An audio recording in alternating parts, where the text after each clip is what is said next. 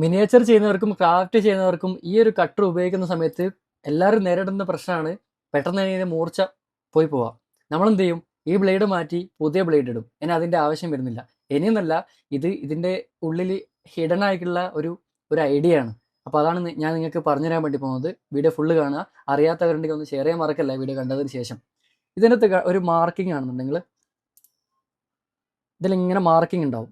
നമ്മൾ സാധാരണ ഇത് യൂസ് ചെയ്യുന്ന സമയത്ത് ഇതിൻ്റെ എഡ്ജ് മൂർച്ച പോകും.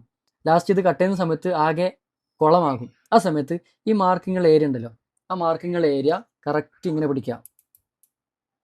കറക്റ്റ് ഇതാ ഒന്നിനെ മാത്രം പുറത്തിട്ട് വെച്ചതിന് ശേഷം ഇങ്ങനെ പ്രസ് ചെയ്ത് പിടിച്ചിട്ട് ഈ ഒരു വിരൽ കൊണ്ട് എന്ത് ചെയ്യുക, ഈ ഭാഗത്തല്ല, ഈ ഭാഗത്ത് ഹോൾഡ് ചെയ്ത് പിടിച്ചുകൊണ്ട്. അതെന്തിനാണെന്ന് വെച്ചാൽ നമ്മളെ കണ്ണിലേക്ക് തെറിക്കാതിരിക്കാനാണ്. ഇങ്ങനെ ചെയ്യുന്ന സമയത്ത് മാസ്ക്, ഗ്ലാസ് നിർബന്ധമാണ് കേട്ടോ. സേഫ്റ്റി നോക്കിയതിന് ശേഷം മാത്രമാണ് ഈ ഒരു സംഭവം ചെയ്യാൻ പറ്റുള്ളൂ. ഇങ്ങനെ ഈ ഒരു ബ്ലേഡിനെ മാത്രം ഹോൾഡ് ചെയ്തതിന് ശേഷം ഇങ്ങനെ ഒന്ന് ഹോൾഡ് ചെയ്ത് കൊടുക്കാം. അപ്പോൾ അത് പൊട്ടും. കണ്ടില്ലേ? അത് പൊട്ടി.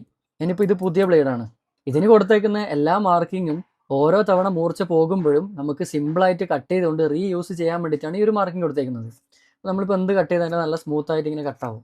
നമ്മൾ വെച്ചുകൊണ്ട് കട്ട് ചെയ്യുകയാണെങ്കിൽ നല്ല പെർഫെക്റ്റ് ആയിട്ട് നല്ല സ്ലൈസിങ് ആയിട്ട് ഇങ്ങനെ കിട്ടുകയും ചെയ്യും. അപ്പോൾ ഈ ഒരു വീഡിയോ നിങ്ങൾക്ക് ഉപകാരപ്പെട്ടെങ്കിൽ മറ്റുള്ളവർക്ക് ഷെയർ ചെയ്യുക, ഫോളോ ചെയ്യാൻ മറക്കല്ല കേട്ടോ. അപ്പോൾ ഓക്കെ, ബൈ.